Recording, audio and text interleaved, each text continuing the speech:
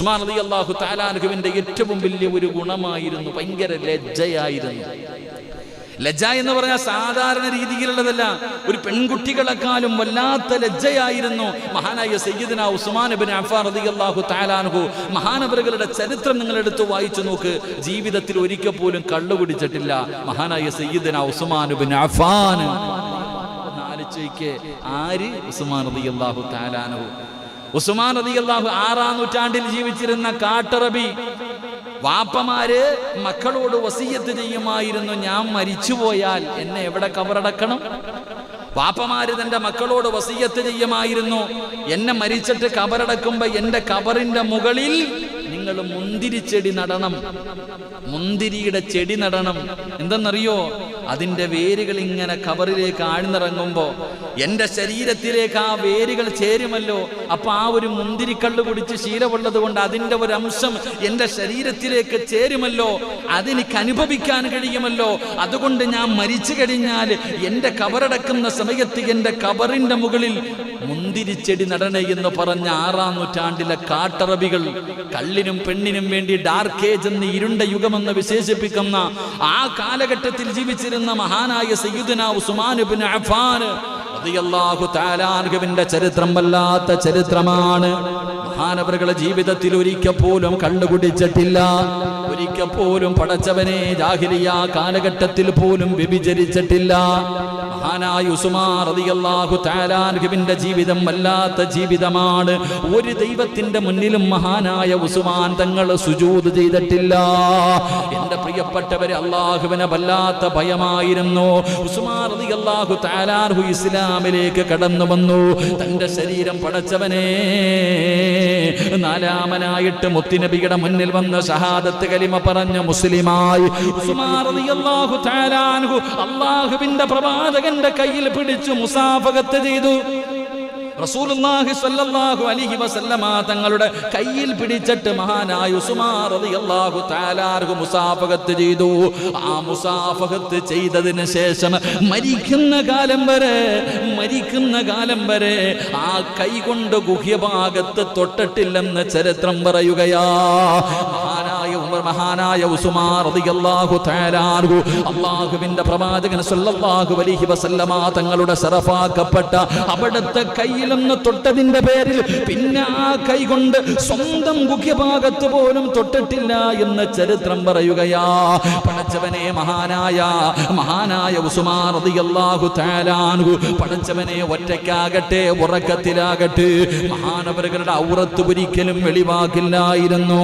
അല്ലാഹുവിന്റെ പ്രവാചകൻ സല്ലല്ലാഹു അലൈഹി വസല്ലമ തങ്ങളുടെ കയ്യിൽ തൊട്ടതിന് ശേഷം പിന്നെ ഒരിക്കൽ പോലും തന്റെ കൈ കൊണ്ട് ഗുഹ്യഭാഗത്ത് തൊട്ടിട്ടില്ലായിരുന്നു എന്ന് ഉസ്മാൻ തങ്ങളുടെ ചരിത്രം പഠിപ്പിക്കുന്നു. അല്ലാഹു ഭാഗ്യം നൽകുമാറാകട്ടെ.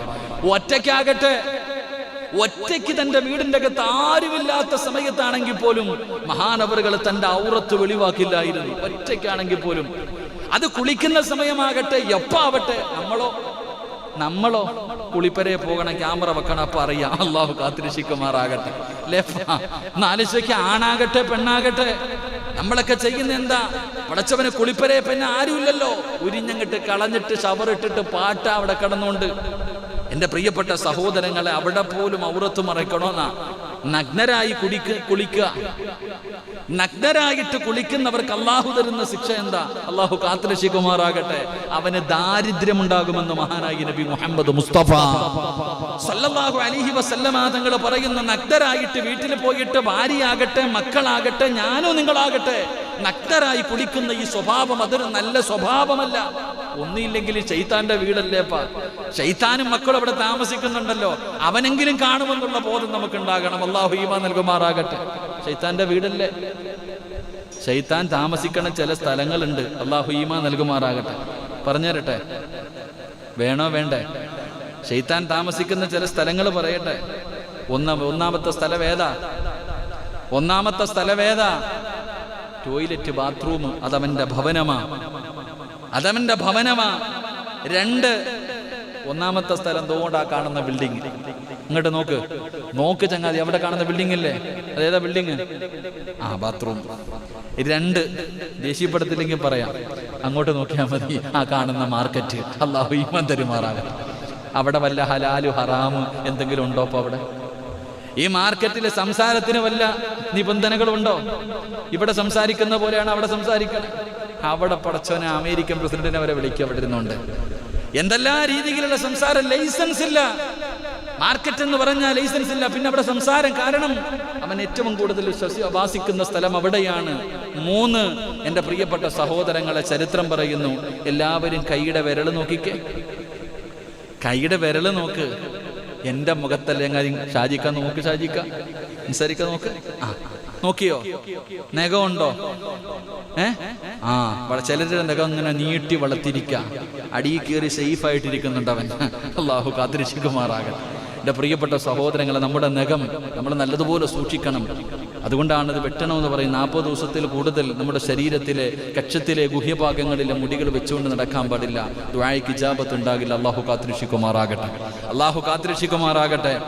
എൻ്റെ പ്രിയപ്പെട്ട സഹോദരങ്ങളെ, എന്താ ഞാൻ പറഞ്ഞത്? മഹാനായ സയ്യിദന ഉസ്മാൻ ഇബ്നു അഫ്ഫാൻ റളിയല്ലാഹു തആല അൻഹു അവിടുത്തെ ഔറത്ത് വല്ലാതെ സൂക്ഷ്മതയായിരുന്നു.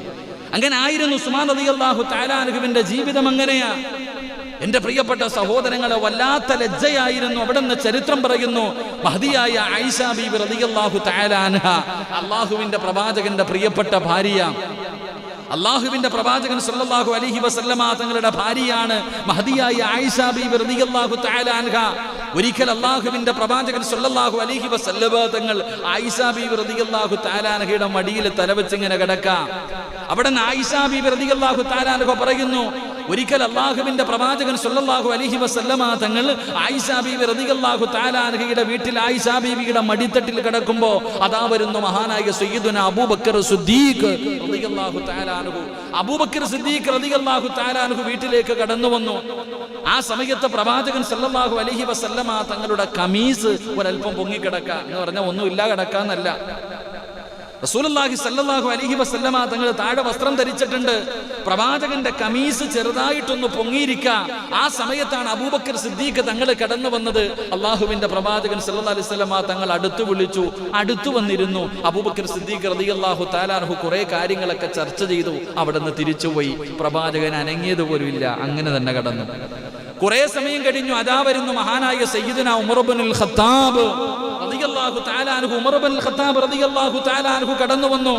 അവിടെ നിന്ന് സലാം പറഞ്ഞു. പ്രവാചകൻ അങ്ങനെ തന്നെ കടന്നു. ഉമർ ഇബ്നുൽ ഖത്താബ് റളിയല്ലാഹു തആല അൻഹു അടുത്തു വന്നിരുന്ന പ്രവാചകനോട് പറയാറുള്ള കാര്യങ്ങൾ ചർച്ച ചെയ്തു. അവിടെ നിന്ന് കുറെ സമയം കഴിഞ്ഞു. ഉമർ ഇബ്നുൽ ഖത്താബ് തങ്ങളും ഇറങ്ങിപ്പോയി. അതാ കുറെ സമയം കഴിയുമ്പോൾ അതാ മൂന്നാമനായി വരുന്നു മഹാനായ സയ്യിദുനാ ഉസ്മാൻ ഇബ്നു അഫ്ഫാൻ റളിയല്ലാഹു തആല അൻഹു. അല്ലാഹുവിന്റെ പ്രവാചകൻ അവിടെ നിന്ന് നോക്കുന്ന ഉസ്മാനാണ് കടന്നു വരുന്നത്. ആയിഷ ബീവി റളിയല്ലാഹു തആല അൻഹ പറയുകയാണ്, ഉസ്മാൻ റളിയല്ലാഹു തആല അൻഹു നടന്നു വരുന്നത് കാണുമ്പോ റസൂലുള്ളാഹി എഴുന്നേറ്റിരിക്കുകയാണ്. ആയിഷ ബീവിയുടെ മടിത്തട്ടിൽ കിടന്ന പ്രവാചകൻ എഴുന്നേറ്റിട്ട് ആ പൊങ്ങിയിരുന്ന വസ്ത്രമങ്ങ് നേരെ ഇടുകയാണ്. ഉസ്മാൻ തങ്ങൾ പറഞ്ഞു, അസ്സലാമു അലൈക യാ റസൂലല്ലാഹ്. മുത്തുനബിയോട് സലാം പറഞ്ഞു. വീടിന്റെ അകത്ത് കയറി വന്നു. പ്രവാചകന്റെ അടുത്തിരുന്ന് കൊണ്ട് സംസാരിക്കുകയാണ്. അവിടെ നിന്ന് സംസാരം കഴിഞ്ഞിറങ്ങി പോകുമ്പോ മഹദിയായ ആയിഷ ബീബി റളിയല്ലാഹു തആല അൻഹ അത്ഭുതത്തോടു കൂടി ചോദിക്കുന്നു, യാ റസൂലല്ലാഹ്, അല്ലാഹുവിന്റെ നബിയേ, എന്തു പറ്റി നബിയേ, എന്തു പറ്റി നബിയേ? എന്റെ വാപ്പ വന്നപ്പോഴങ്ങ് അതുപോലെ കിടന്നല്ലോ. ഉമർ ഇബ്നുൽ ഖത്താബ് തങ്ങൾ വന്നപ്പോഴും അതുപോലെ കിടന്നല്ലോ. ഉസ്മാൻ റളിയല്ലാഹു തആല അൻഹു വന്നപ്പോ മാത്രം എന്തിനാണ് നബിയേ എഴുന്നേറ്റിരുന്നത്? എന്തിനാണ് അങ്ങയുടെ വസ്ത്രം നേരെയിട്ടത്? അല്ലാഹുവിന്റെ റസൂൽ പറയുന്നു, ആയിഷ, നിനക്ക് ഉസ്മാനെ കുറിച്ചറിയില്ലേ ആയിഷ? നിനക്ക് ഉസ്മാനെ കുറിച്ചറിയില്ലേ? ഉസ്മാൻ വല്ലാത്ത ലജ്ജയുള്ള സ്വഹാബിയാ, വല്ലാത്ത ലജ്ജയുള്ള സ്വഹാബിയാ. ഈ ഉസ്മാനിന്റെ ലജ്ജ കണ്ടിട്ട് അള്ളാഹുവിന്റെ മലക്കുകൾ പോലും തലതാഴ്ത്തിയെന്ന് മഹാനായ പ്രവാചകൻ സല്ലല്ലാഹു അലൈഹി വസല്ലമ തങ്ങൾ അവിടെ നിന്ന് പറഞ്ഞു കൊടുക്കുമ്പോൾ, എന്റെ പ്രിയമുള്ളവരെ, ഉസ്മാൻ തങ്ങൾ നമുക്ക് പഠിപ്പിച്ചു തരുന്ന ഒന്നാമത്തെ കാര്യം ലജ്ജയാണ്. നമുക്കില്ലാതെ പോയതും അത് തന്നെയാണ്. അല്ലാഹുവേ, മദ്രസയിൽ പഠിക്കുമ്പോൾ ലജ്ജ ഇസ്ലാമിന്റെ ഭാഗമാണെന്ന് ഞാനും നിങ്ങളും പഠിച്ചിട്ടുള്ളവരാ. പക്ഷേ ഞാനും നിങ്ങളും നമ്മുടെ ജീവിതത്തിൽ എത്രയാണത് സൂക്ഷിക്കാറുള്ളത്? നമ്മുടെ ഭാര്യയാകട്ടെ, നമ്മുടെ മക്കളാകട്ടെ, നമ്മുടെ കൂടപ്പിറപ്പുകളാകട്ടെ, എന്റെ പ്രിയപ്പെട്ടവരെ, എന്തിനാ നാട്ടുകാരുടെ കാര്യം പറയുന്നത്? എന്തിനാണ്? എന്റെയും നിങ്ങളുടെയും ജീവിതത്തിൽ എത്രയാണ് നമ്മൾ ലജ്ജ സൂക്ഷിക്കുന്നത്? ഔറത്തുകളെ കാണിക്കുന്നതിൽ എന്തെങ്കിലും ഒരു നാണമുണ്ടോ? ഔറത്ത് കാണിക്കുന്നതിൽ എന്റെ പ്രിയപ്പെട്ട സഹോദരങ്ങളെ, അള്ളാഹു നമുക്ക് ഈമാൻ നൽകി ഗ്രഹിക്കുമാറാകട്ടെ. ആണുങ്ങളുടെ ഔറത്ത് ഏതാപ്പ? ആണുങ്ങളുടെ ഔറത്ത് ഏതാ? പറ. ഇവിടെ ഈ മുണ്ട് മടക്കി കൊടുത്തുന്നൊരു സ്വഭാവം ഉണ്ട്, കണ്ടിട്ടുണ്ടാ? ഓന്റെ ഔറത്ത് ഏതായിരിക്കും? അള്ളാഹു ഈമാൻ നൽകുമാറാകട്ടെ. പടച്ചവന് ചില ചങ്ങാതിമാര് മുണ്ടും മടക്കി ഉടുത്തുന്നത് കണ്ട ഓന്റെ അണ്ടർവെയർ വരെ വെളിക്കണം. അങ്ങനത്തെ ഉടുത്തുടി ഓന് എന്ത് ഔറത്തിപ്പ? ഒന്ന് ചിന്തിച്ചു നോക്കിയേ എന്റെ സഹോദരങ്ങളെ. നമ്മൾ ചിന്തിക്കുക, നമ്മുടെ മക്കള് രാത്രി കാലങ്ങളിലൊക്കെ ഒരു കള്ളം കയറണം. എവിടെങ്കിലും ഒരു കള്ളം കയറി എന്ന് പറഞ്ഞ് ബഹളം ഉണ്ടാക്കുമ്പോ സുബ്ഹാനല്ലാഹ്, പടച്ചോനെ ഒന്ന് ആലോചിച്ച് നോക്കിയേ.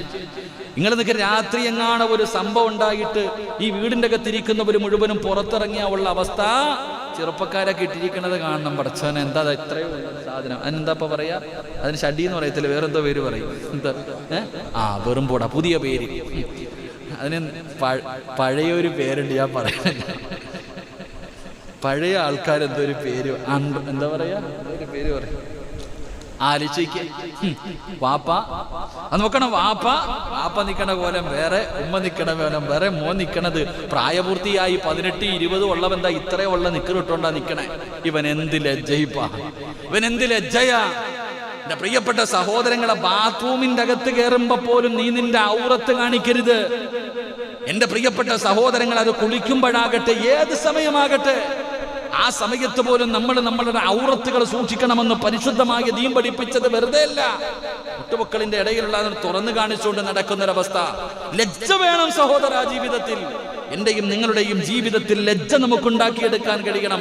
അത് ഇസ്ലാമിന്റെ ഭാഗമാണെന്ന് മഹാനായ നബി മുഹമ്മദ് മുസ്തഫ സല്ലല്ലാഹു അലൈഹി വസല്ലം അല്ലാഹുവിന്റെ പ്രവാചകന്റെ കയ്യിലൊന്ന് തൊട്ടതിന് ശേഷം, പ്രവാചകനെ മുസാഫഹത്ത് ചെയ്തതിന് ശേഷം, എന്റെ പ്രിയപ്പെട്ടവരെ, വലത് കൈകൊണ്ട് തന്റെ ഗുഹ്യഭാഗത്ത് തൊട്ടിട്ടില്ല. ബാത്റൂമിൽ പോയൊക്കെ ശുദ്ധീകരിക്കുമ്പോ ആലോചിച്ച് നോക്കണം എന്റെ പ്രിയപ്പെട്ടവരെ, നമ്മുടെ ഈ വലത് കൈകൊണ്ട് നാം എന്തെല്ലാം കാര്യങ്ങൾ ചെയ്യുന്നതാ. ഖുർആൻ ഓതുന്നു, എന്തെല്ലാം കാര്യങ്ങൾ നമ്മൾ ഈ വലത് കൈകൊണ്ട് ചെയ്യുന്നു. അതുകൊണ്ട് മഹാനായ ഉസ്മാൻ റളിയല്ലാഹു തആല അൻഹുവിന്റെ ലജ്ജ കണ്ടിട്ട് അല്ലാഹുവിന്റെ മലക്കുകൾ പോലും തലതാഴ്ത്തി. അല്ലാഹുവിന്റെ മലക്കുകൾ പോലും ലജ്ജിച്ച് തലതാഴ്ത്തി എന്ന് ചരിത്രം പറയുമ്പോ, മഹാനായ സയ്യിദുനാ ഉസ്മാൻ ഇബ്നു അഫ്ഫാൻ റളിയല്ലാഹു തആല അൻഹുവിന്റെ വലിയ ഒരു ഗുണമായിരുന്നു. രണ്ടാമതായിട്ട് അവിടെ നിന്ന് പ്രവാചകൻ പറയുകയാ, ഉസ്മാൻ തങ്ങളുടെ ഒരു പ്രത്യേകതയുണ്ട്.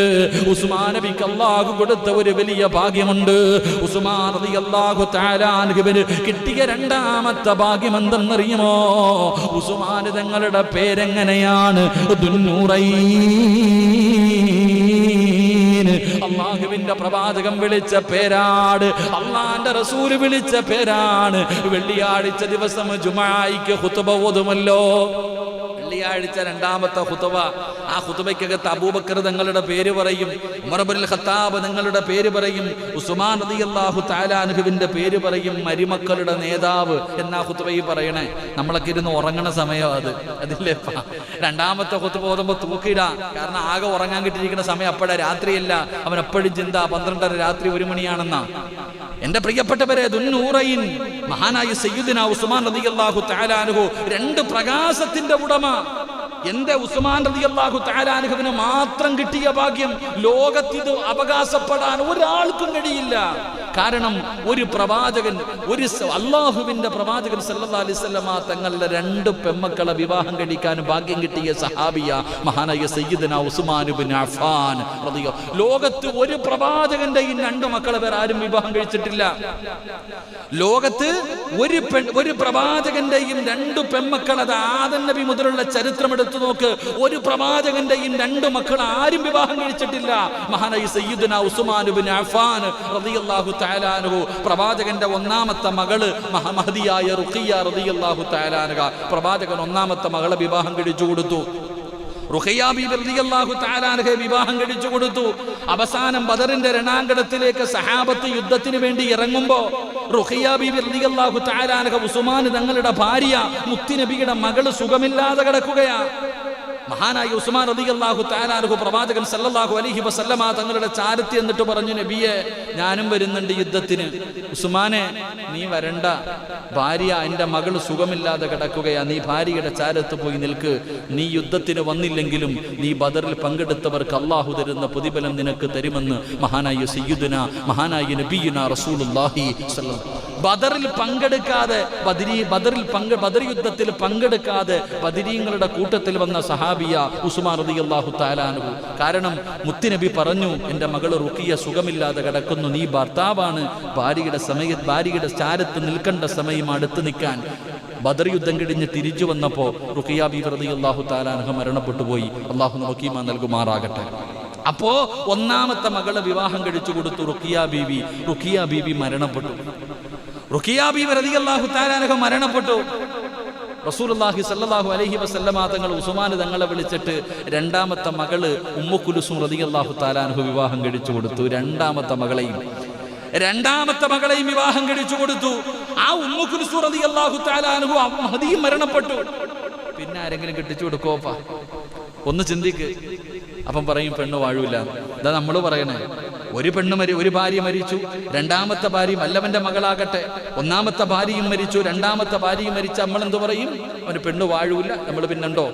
റസൂലുള്ളാഹി സ്വല്ലല്ലാഹു അലൈഹി വസല്ലമ തങ്ങള് ഉസ്മാൻ റളിയല്ലാഹു തആല അൻഹുവിനോട് പറഞ്ഞു, ഉസ്മാനെ എനിക്കൊരു മകളും കൂടെ ഉണ്ടായിരുന്നെങ്കിൽ ഞാൻ നിനക്ക് തന്നെ വിവാഹം കഴിച്ചു തരുമെന്ന് മഹാനായ ആദരവായ പ്രവാചകൻ നബി മുഹമ്മദ് മുസ്തഫ സല്ലല്ലാഹു അലൈഹി വസല്ലമ തങ്ങൾ പറഞ്ഞു, എനിക്ക് ഇനി ഒരു മോളും ഉണ്ടായിരുന്നെങ്കിൽ, ഇല്ല, എനിക്കൊരു മകള് കൂടെ ഉണ്ടായിരുന്നെങ്കിൽ നിനക്ക് ഞാൻ വിവാഹം കഴിച്ചു തരുമായിരുന്നു. അതായിരുന്നു മഹാനായ സയ്യിദുനാ ഉസ്മാൻ ഇബ്നു അഫ്ഫാൻ. അല്ലാഹുവിന്റെ പ്രവാചകന് വല്ലാത്ത ഇഷ്ടമായിരുന്നു ഉസ്മാൻ തങ്ങളെ. കാരണം ഉസ്മാൻ തങ്ങളെ പടച്ച റബ്ബേ, അല്ലാഹുവിന്റെ പ്രവാചകനെ വല്ലാത്ത ഇഷ്ടമായിരുന്നു. ഒരുപാട് സമ്പത്തുണ്ടായിരുന്ന സ്വഹാബിയാണ്. അല്ലാഹുവിന്റെ പരിശുദ്ധമായ ദീനിന് ചിലവഴിച്ച മുത്തുനബി ചോദിച്ചു കഴിഞ്ഞാൽ, അല്ലാഹുവിന്റെ പ്രവാചകൻ ചോദിച്ചാൽ വല്ലാത്ത മനസ്സാ കോരിക്കൊടുക്കാൻ. എന്റെ പ്രിയപ്പെട്ടവരെ, അവിടുന്ന് ചരിത്രം പറയുകയാണ്, ഒരിക്കൽ അല്ലാഹുവിന്റെ പ്രവാചകൻ സ്വല്ലല്ലാഹു അലൈഹി വസല്ലമ തങ്ങള് അതാ എന്റെ പ്രിയപ്പെട്ട സഹോദരങ്ങളെ, പ്രവാചകൻ അവിടുന്ന് പറഞ്ഞു, സ്വഹാബാ ലികുല്ലി നബിയ്യിൻ റഫീഖി. അല്ലാഹുവിന്റെ റസൂൽ പറയുകയാണ്, ലികുല്ലി നബിയ്യിൻ റഫീഖി വറഫീഖി ഉസ്മാൻ. അല്ലാഹുവിന്റെ പ്രവാചകൻ പറഞ്ഞു, എല്ലാ പ്രവാചകന്മാർക്കും സ്വർഗത്തിലൊരു കൂട്ടുകാരനുണ്ട്. എല്ലാ പ്രവാചകന്മാർക്കും സ്വർഗത്തിലൊരു കൂട്ടുകാരനുണ്ട്. എന്റെ സ്വർഗത്തിലെ കൂട്ടുകാരൻ മഹാനായ സയ്യിദുനാ ഉസ്മാൻ ഇബ്നു അഫ്ഫാൻ റളിയല്ലാഹു തആല അൻഹു ആണെന്ന് പ്രവാചകൻ അവിടെന്ന് പറയാറുള്ള കാരണം എന്താ? എന്റെ പ്രിയപ്പെട്ട സഹോദരങ്ങളെ, അല്ലാഹുവിന്റെ റസൂൽ ചോദിച്ചാൽ കൊടുക്കാൻ വല്ലാത്ത മനസ്സായിരുന്നു.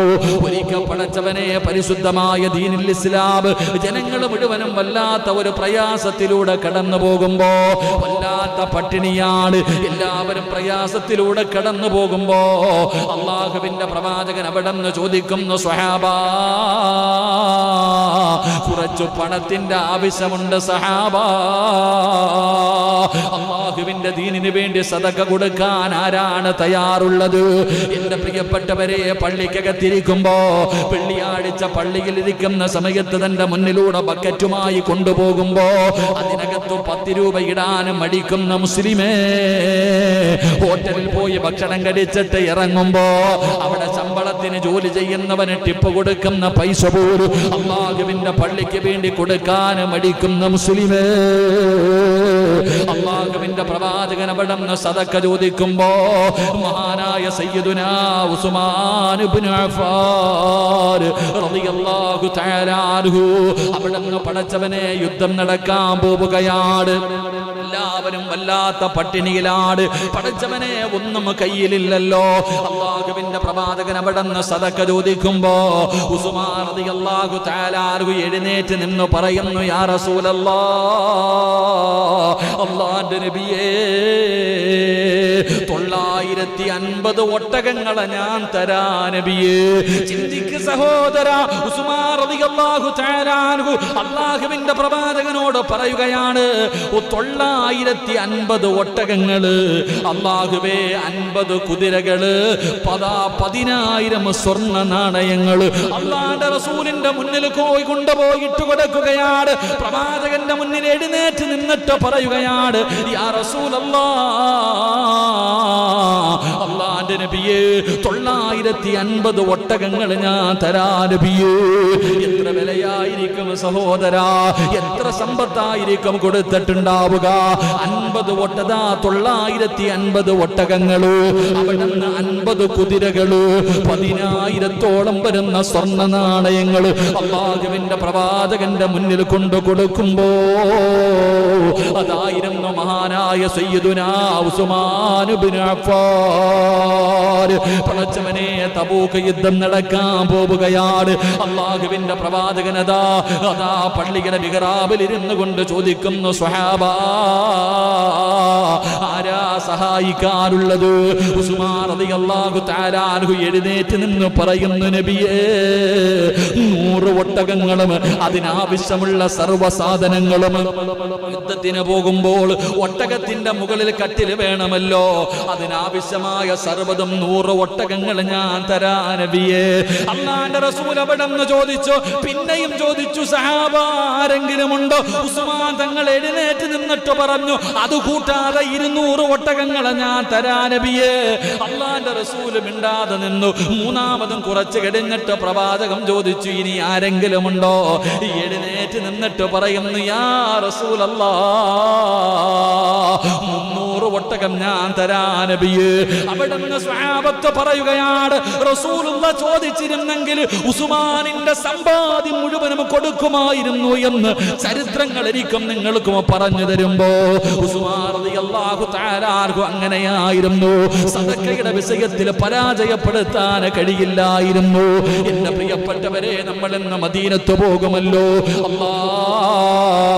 ഉംറയ്ക്കും ഹജ്ജിനും പോകുന്ന സമയത്ത് എന്റെ പ്രിയപ്പെട്ടവരെ പല സ്ഥലങ്ങളും കാണാൻ കൊണ്ടുപോകുമല്ലോ. ഒരു കിണറെന്ന് കാണാ സഹോദരാ. അല്ലാഹുവിന്റെ പ്രവാചകനും സ്വഹാബികളും മദീനത്ത് കടന്നു ചെല്ലുമ്പോ അതാ എല്ലാവരും വെള്ളം കോരുന്ന ഒരു കിണറിൽ നിന്നാണ്. എല്ലാവർക്കും വെള്ളം കിട്ടുന്നത് ഒരു കിണറിൽ നിന്നാണ്. പടച്ചവനെ, റോമാ കിണറെന്ന് പറയുന്ന ഒരു കിണറുണ്ടായിരുന്നു. അല്ലാഹുവിന്റെ പ്രവാചകൻ മുസ്ലിമീങ്ങൾക്ക് പ്രയാസമുണ്ടായപ്പോ അല്ലാഹുവിന്റെ റസൂൽ ചോദിക്കുന്നു, സ്വഹാബാ, ആരാണ് ഈ കിണർ വാങ്ങിക്കൊടുക്കുന്നത്? ആരാണ് ഈ കിണർ വാങ്ങിക്കൊടുക്കുന്നത്? മഹാനായ സയ്യിദുനാ ഉസ്മാൻ ഇബ്നു അഫ്ഫാൻ 35,000 വെള്ളി നാണയമാ കൊടുത്തത്. ആ മനുഷ്യൻ ചോദിച്ചതങ്ങ് കൊടുത്ത് 35,000-ഓളം വരുന്ന വെള്ളി നാണയങ്ങൾ കൊടുത്തിട്ട് ആ കിണർ വാങ്ങിയിട്ട് മുത്തുനബിയുടെ മുന്നിൽ വന്നിട്ട് പറയുന്നു, യാ റസൂലല്ലാഹ്, കിണറിതാ നബിയേ, ആർക്ക് വേണമെങ്കിലും കോരി കുടിക്കാൻ നബിയേ. എന്റെ പ്രിയപ്പെട്ടവരെ, എന്തിനു പറയണം, ഇന്ന് നമ്മൾ പരിശുദ്ധമായ കഅബാലയത്തിൽ പോകുമല്ലോ, മുത്തുനബിയുടെ മസ്ജിദ് നബവിയിൽ പോകുമല്ലോ. ആരാ സ്ഥലം വാങ്ങിക്കൊടുത്തതാരാ? എന്റെ പ്രിയപ്പെട്ടവരെ, സദഖ എന്ന് പറഞ്ഞാൽ ഇതല്ലേ സഹോദരാ? അല്ലാഹുവിന്റെ പ്രവാചകൻ മദീനത്ത് നിൽക്കുമ്പോ മസ്ജിദ് നബവിക്ക് പടച്ചവനെ സ്ഥലമില്ലായിരുന്നു. ഒരു ചെറിയ കൂരയായിരുന്നല്ലോ. എന്റെ പ്രിയപ്പെട്ടവരെ, അല്ലാഹുവിന്റെ പ്രവാചകൻ ആരാണ്? പള്ളിയുടെ വിപുലീകരണത്തിന്റെ സമയമെത്തിയപ്പോ പടച്ചവനെ ചോദിക്കുന്നത് വല്ലാത്ത വിലയാണ്. അള്ളാന്റെ റസൂൽ ചോദിച്ചു, ആരാ വാങ്ങിത്തരുന്നത്? മഹാനായ സയ്യിദുനാ ഉസ്മാൻ ഇബ്നു അഫ്ഫാൻ. ചോദിച്ച പണം കൊടുത്താ വാങ്ങിക്കൊടുത്തത്, ചോദിച്ച പണം കൊടുത്തിട്ടാ വാങ്ങിക്കൊടുത്തത്. മക്കം ഫത്ത് കഴിഞ്ഞ് എന്റെ പ്രിയപ്പെട്ടവരെ മക്കയിൽ കടന്നു വന്നു. പരിശുദ്ധമായ കഅബാലയമുണ്ടല്ലോ, സ്വർഗ്ഗത്തിൽ നിന്ന് കൊണ്ടുവന്ന ഹജറുൽ അസ്വദ് എന്ന് പറയുന്ന കല്ലുകൊണ്ട് അലങ്കരിച്ച പരിശുദ്ധമായ കഅബാലയം. അല്ലാഹുവിന്റെ പ്രവാചകൻ തന്റെ ഹൃദയം, തന്റെ നെഞ്ച് ചേർത്ത് വെച്ചിട്ട് ദുആ ചെയ്ത, അല്ലാഹുവേ പരിശുദ്ധമായ കഅബാലയത്തിന്റെ ആ കഅബാലയത്തിന്റെ കില്ലയുണ്ടല്ലോ, എന്റെ പ്രിയപ്പെട്ടവരെ ആ കഅബാലയത്തിൽ ചെല്ലാൻ അല്ലാഹു നമുക്ക് ഭാഗ്യം നൽകുമാറാകട്ടെ.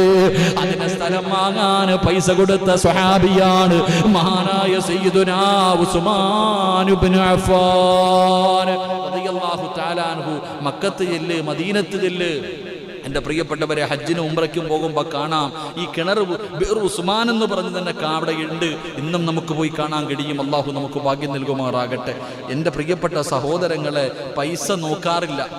അതങ്ങനെ ഏതോ ഒരു അറാബിയായ ഒരു മനുഷ്യൻ, ഒരു മുസ്ലിമല്ല, ഒരു മനുഷ്യൻ മഹാനായ ഉസ്മാൻ റളിയല്ലാഹു തആല അൻഹുവിന്റെ മുന്നിൽ വന്നിട്ട് പറഞ്ഞു, മുഹമ്മദ് നബി സല്ലല്ലാഹു അലൈഹി വസല്ലം തങ്ങൾ എന്താ പറഞ്ഞു? അള്ളാഹുവിന്റെ പ്രവാചകൻ എന്നെ പറഞ്ഞു വിട്ടതാ, മുഹമ്മദ് നബി പറഞ്ഞു വിട്ടതാ, എനിക്ക് എന്തെങ്കിലും തരാൻ. ആ മനുഷ്യനോട് പറഞ്ഞു, കുറച്ച് പൈസ കൊടുത്തു. എന്നിട്ട് പറഞ്ഞു, ആരാ പറഞ്ഞു വിട്ടെ? പിന്നെയും ചോദിച്ചു, ആരാ പറഞ്ഞു വിട്ടെ? മുഹമ്മദ് നബി സല്ലല്ലാഹു അലൈഹി വസല്ലം തങ്ങൾ പിന്നെയും കൊടുത്തു. പിന്നെയും ചോദിച്ചു, ആരാ പറഞ്ഞു വിട്ടെ? അപ്പൊ ആ മനുഷ്യൻ ചോദിച്ചു, എന്തേ ഉസ്മാൻ, എന്നെ നീ കളിയാക്കുവാണോ? അല്ല, നിന്റെ നാവ് കൊണ്ട് മുത്തുനബിയുടെ പേര് പറയുന്നത് കേട്ടപ്പോ ഒരു വല്ലാത്ത സന്തോഷം.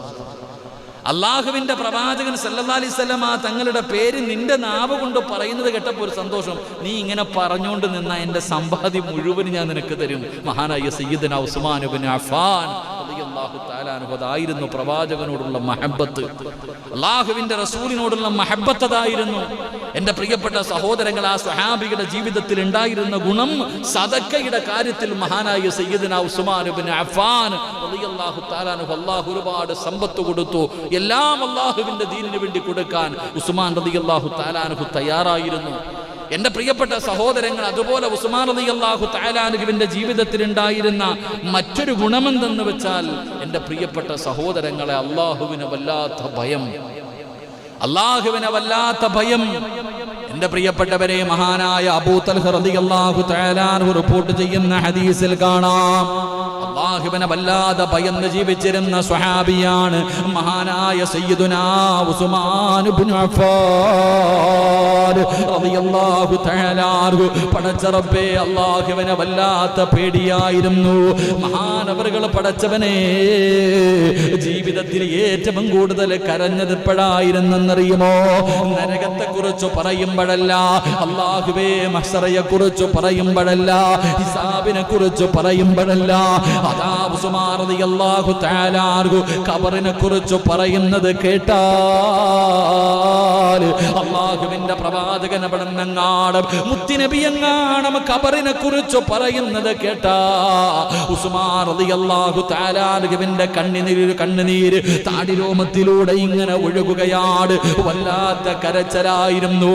ഉസ്മാൻ റളിയല്ലാഹു തആല അൻഹു ഖബർ കണ്ട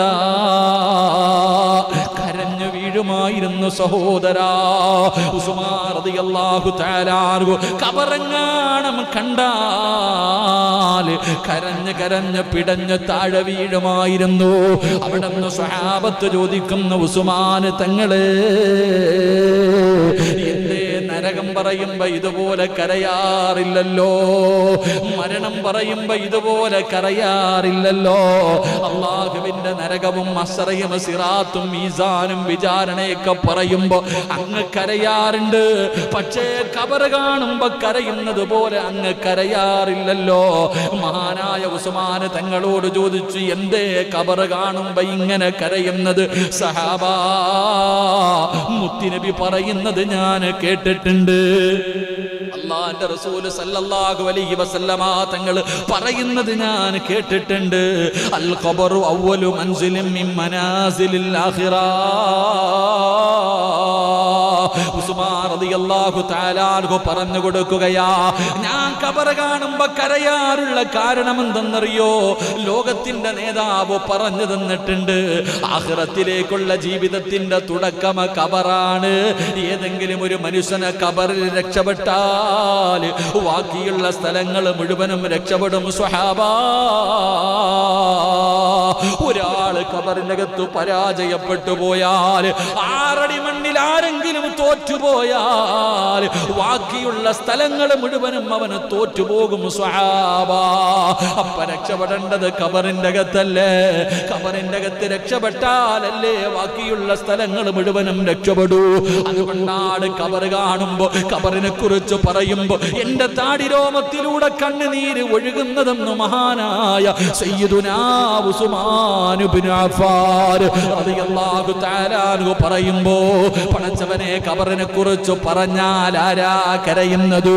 ഖബർ കണ്ടാ, എടാ ഖബറിന്റെ മുകളിലൂടെ നടന്നു പോകുന്ന സമയത്ത് പോലും ഈ പാതിരാത്രി 10 മണി സമയത്ത് ഈ കാണുന്ന പായിപ്പാട് പള്ളിയുടെ ഖബർസ്ഥാനിൽ ഇറങ്ങിപ്പോയി നിന്ന് ഫോൺ വിളിക്കാൻ പറഞ്ഞ, അവിടെ പോയി നിന്ന് ഫോൺ വിളിക്കാൻ നമ്മളിൽ പലരും തയ്യാറാ. ആർക്കാ പേടിയുള്ളത്? ആകെ പേടിയുള്ളത് ആ ഖബറിൽ കിടക്കുന്ന ആരെങ്കിലും നമ്മുടെ കൂടെ കയറി വരുമോ എന്ന പേടിയല്ലാതെ. നാളെ ഞാനും നിങ്ങളും അവിടെ പോയി കിടക്കേണ്ടവരാണല്ലോ. അത് ഏകാന്തതയുടെ വീടാണല്ലോ. ഒരു മനുഷ്യനും അതിനകത്ത് കടന്നു വരില്ലല്ലോ. അത് ഇരുളിന്റെ വീടാണല്ലോ. അത് പുഴുക്കളുടെ വീടാണല്ലോ. ചിതലും പുഴുക്കളും താവളം പെരുത്തുണ്ടതിൽ സന്തോഷമാണവകൾക്കു നീ ചെല്ലുന്നതിൽ. പൊൻവർണ്ണ കോമള മൃദുലമായ ശരീരമിൽ സമരത്തിലാണു പരസ്പരം തിന്നുന്നതിൽ. കാർഡില്ല റേസന് വേണ്ട പോലതിലുണ്ട്. ക്യൂ സിസ്റ്റമില്ല, തള്ളലാണത് കൊണ്ട്. ഇതൊക്കെ ചിന്തിച്ചു നീ കരയുക സോദരാ, എങ്കിൽ സുറൂറായി നീ കിടക്കും മറുകരാ. ആർക്കാ ചിന്തയുള്ളത്? മഹാനായ ഉമർ ഇബ്നു അബ്ദുൽ അസീസ് തങ്ങൾ ആ മഹാനവറുകളോട് പറഞ്ഞു, നിങ്ങളുടെ കണ്ണെത്ര മനോഹരമാണ്. അവിടെ ഉസ്മാൻ തങ്ങൾ പറഞ്ഞത് എന്തെന്നറിയുമോ? ഉമർ ഇബ്നു അബ്ദുൽ അസീസ് തങ്ങൾ പറയുകയാ, എന്നെ ഖബറിൽ കൊണ്ടുവച്ചിട്ട് 3 ദിവസം കഴിഞ്ഞെന്ന് വന്ന് നോക്കാൻ പറ്റുമോ? അല്ലാഹുവേ, ഇന്ന് കാണാൻ പടച്ചവരെ വലിയ ഗ്ലാമറൊന്നുമില്ലെങ്കിലും ഇന്നെന്നെ കാണാൻ നല്ല രസമുണ്ടല്ലോ. എന്നാ എന്നെ മരിച്ച് 3 നിങ്ങൾ ആരെങ്കിലും എന്റെ ഖബറിന്റെ ചാരത്ത് വന്ന് പലകയെടുക്കാൻ കഴിയുമോ സഹോദരാ? ഈ കണ്ണുണ്ടല്ലോ, ഈ കണ്ണുണ്ടല്ലോ എന്റെ മുഖത്തുകൂടെ എന്റെ കവിളിലൂടെ ഒലിച്ചിങ്ങനെ ഇറങ്ങിയിരിക്കുകയാ.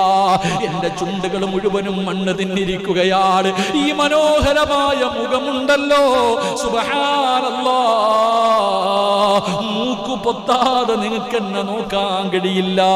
ഓരോ ദിവസം കഴിയുമ്പോഴും ഈ വയറിങ്ങനെ ബലൂണ് വീർക്കുന്നത് പോലെ വീർക്കുകയാണ്. പടച്ച റബ്ബേ, വീർത്ത് വീർത്ത് മുകളിൽ അടുക്കി വച്ചിരിക്കുന്ന ആ പലകയുടെ ഭാഗം വരെ എന്റെ വയറിങ്ങനെ വീർത്ത് വീർത്ത് വന്നിരിക്കുകയാ. പിന്നെ പോകാൻ സ്ഥലമില്ലല്ലോ, മുകളിലോട്ട് ഉയരാൻ സ്ഥലമില്ലല്ലോ. അല്ലാ, ബലൂണ് പൊട്ടുന്നത് പോലെ എന്റെ വയറ് പൊട്ടുമല്ലോ. പിന്നെ പുഴുക്കൾക്ക് ആഘോഷമല്ലേ? പിന്നെ മണ്ണിനും പുഴുക്കൾക്കും ഇടജന്തുക്കൾക്കും ഈ സിറാജിന്റെ ശരീരം തിന്നാർ എന്തൊരു ഉത്സാഹമായിരിക്കും സഹോദരാ. ഇതല്ലേ എന്റെ അവസ്ഥ, ഇതല്ലേ നിങ്ങളുടെ അവസ്ഥ? ഈ പായിപ്പാട് കള്ളിയുടെ ഖബർസ്ഥാനിൽ ഇറങ്ങി പോകുമ്പോ ആർക്കാത് തോന്നാറുള്ളത്? ഞാനും ഒരു ദിവസം പോകണമല്ലോ. അല്ലാഹുവേ, ജീവിതത്തിൽ ഏകാന്തതയുടെ വീട്, ജീവിതത്തിൽ ഒറ്റയ്ക്ക് കിടക്കുന്ന ഒരേ ഒരു സ്ഥലമേ ഉള്ളൂ, ഒരേ ഒരു സ്ഥലമേ ഉള്ളൂ. ഇന്ന് ഞാനിവിടെ ജീവിക്കുമ്പോ എന്റെ ഉമ്മയുണ്ട്, എന്റെ ഭാര്യ മക്കളുണ്ട്, എന്റെ കൂടപ്പിറപ്പുണ്ട്, എന്റെ കുടുംബക്കാരുണ്ട്, എന്റെ ജമാഅത്തിൽ ആൾക്കാരുണ്ട്, എന്നെ സ്നേഹിക്കുന്ന ഒരുപാട് പേരുണ്ട്. പടച്ച റബ്ബേ, നാളെ നാളെ മരിച്ചു പടച്ച റബ്ബിന്റെ പരലോകത്ത് പോയാ അവിടെയും സിറാജ് ഒറ്റയ്ക്കല്ല. ആദം നബി മുതൽ അഷ്റഫുൽ ഖൽഖായ തങ്ങൾ വരെയുള്ള 1,24,000 പരം വരുന്ന പ്രവാചകന്മാർ, ആ പ്രവാചകന്മാരുടെ സമുദായം മുഴുവനും നാളെ പടച്ച റബ്ബിന്റെ കോടതിയിലുണ്ടല്ലോ. സിറാജ് അവിടെയും ഒറ്റയ്ക്കല്ല. ഇനി എങ്ങാണം അല്ലാഹു എനിക്ക് സ്വർഗം നൽകിയാൽ ആ സ്വർഗത്തിൽ മുത്തുനബിയുണ്ടല്ലോ.